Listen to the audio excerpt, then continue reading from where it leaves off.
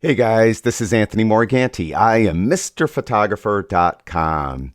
If you're new to Lightroom or you're thinking about using Lightroom, in this video I'm going to tell you 5 things you need to know.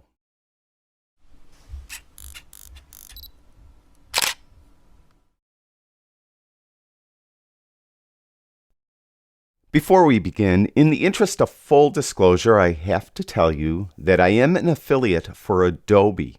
I adhere to a specific code of ethics. In the description below this video will be a link to my code of ethics statement. Please read it when you have time so you'll understand what it means for me to be an affiliate for a company. Also, I sell Adobe Lightroom presets and profiles. If you're new to Lightroom, in the description below this video, there'll be an email address.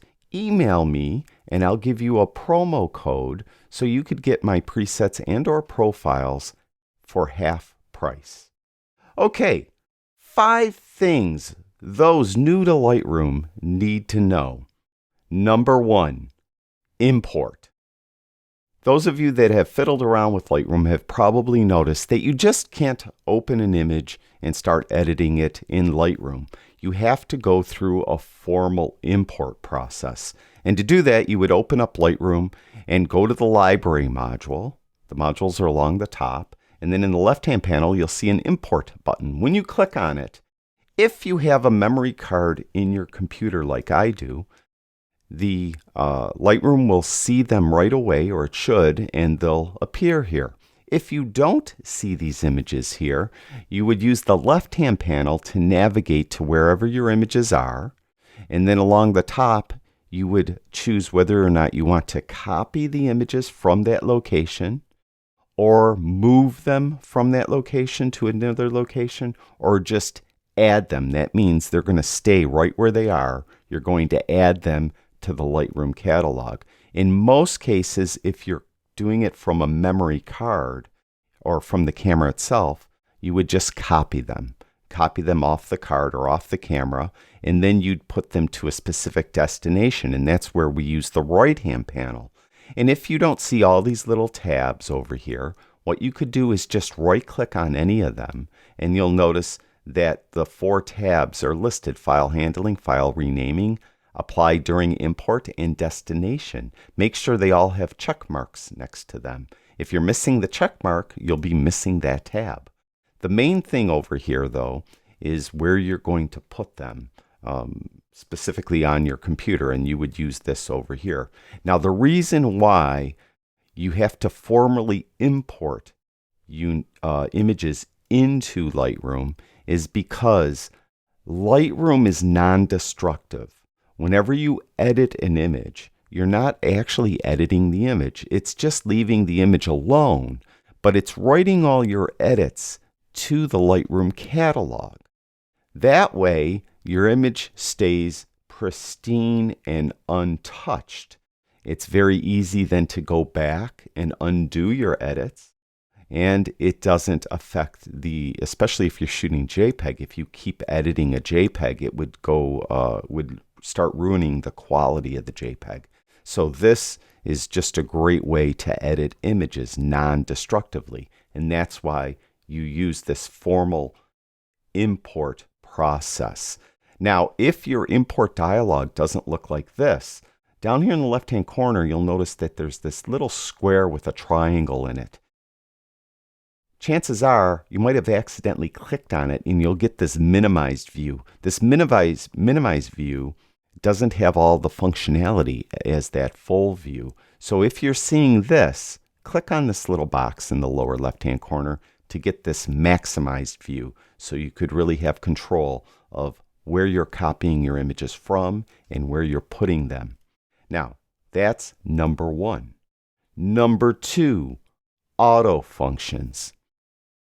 Now, Lightroom can be intimidating when you first start using it, and when you have an image in Lightroom, you'll go over to the Develop module to start to process it, and you'll have a number of different tabs on the right-hand panel that help you process the image, that have controls for you to process the image. Well, a lot of this could be confusing.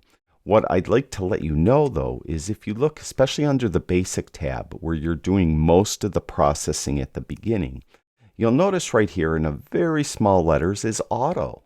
If you just click on that, it will just give you an auto adjustment for your image. And you can see the sliders got moved to where Lightroom thinks they're needed. So if you're new to Lightroom and you really don't know where to start and you don't know what all these sliders do, click that auto button and that should get you started. Then you might come in here and you might want to try moving the sliders around a little bit and see if it better adjusts your image. Now another thing you could do, and I'm going to reset this. Another thing you could do, let's say you're a little more advanced and you're starting to adjust these sliders to your own liking. But there's maybe a couple, especially whites and blacks. Those are two sliders that are a little more difficult to adjust. You could get an auto setting for any single slider by holding in the Shift key and double clicking on the name. So if I want to get that auto setting for just the whites slider, hold in the Shift key and double click on the word whites, and I'll get an auto setting. Hold the Shift key in and double click on the word blacks, and I'll get an auto setting for that. And again, you could do this with any of these in the Basic tab. So you could hold in the Shift key, double click on highlights, get an auto setting, and so on. So that's another way where you could do partial auto settings instead of full auto settings. Number 3, order of processing. A lot of people feel when they first open up Lightroom and start using it that it's meant to be used from top to bottom. So you'd start with the Basic tab and work your way down through the tabs. Nothing could be further from the truth. You could start wherever you like. Most often I start with lens corrections and I'll make sure those are checked. And then I'll go up to the Basic tab and work from there. And maybe I'll do part of the Basic tab, not all of it, and then go to the tone curve and do something here, then jump back up to the Basic tab. So what I'm getting at, it doesn't matter. Go in any order that you're comfortable with, and you could ignore a tab. Just because split toning is here or the HSL tab is here, that does not mean you have to do an adjustment. Most of the time, I'm skipping like split toning and calibration and effects, sometimes transform. I'll often won't use unless I have a building in the image and I need to straighten it out. So don't feel you have to use all of these either.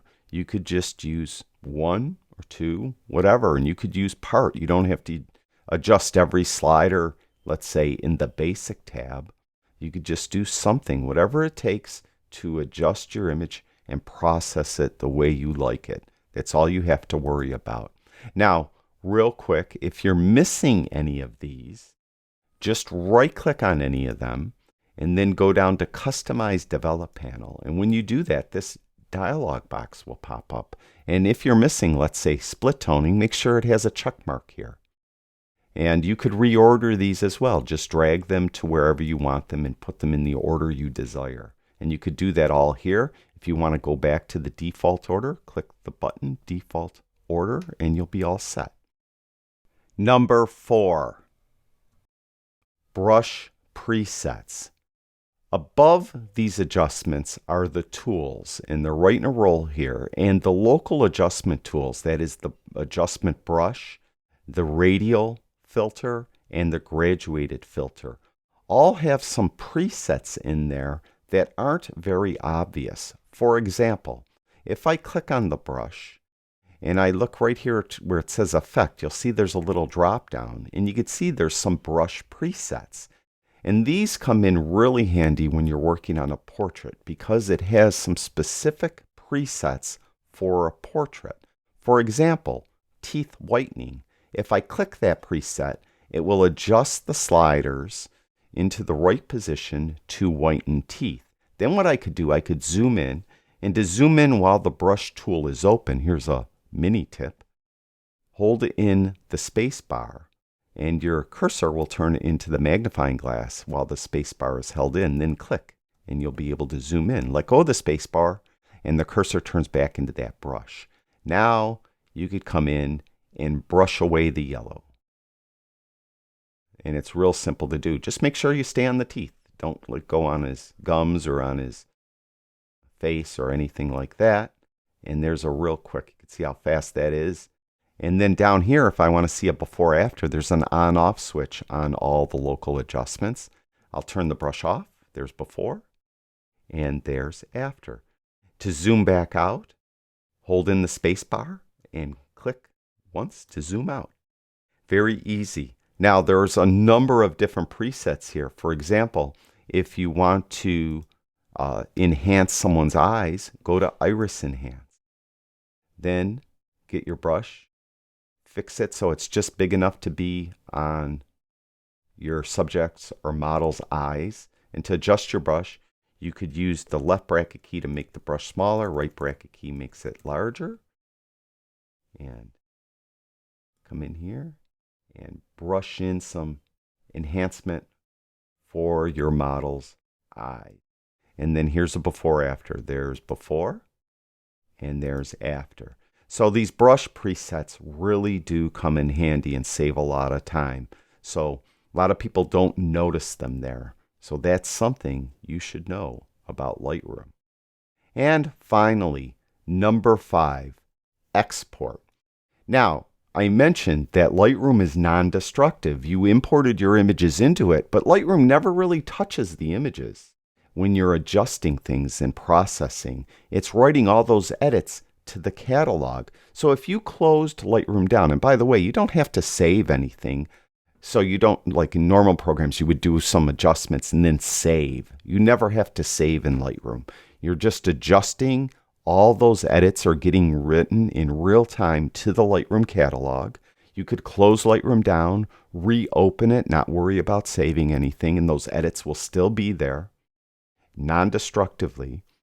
But if you close down Lightroom and went to the image on your hard drive, you'll notice that the edits aren't there. You can't see it. So in order for you to share your edited image with the world, you would have to export your image.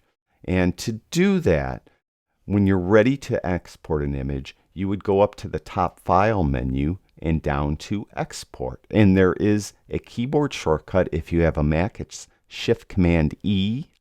If you have a PC, it's Shift Control E. That's E as in export. And when you do that, the export dialog box pops up.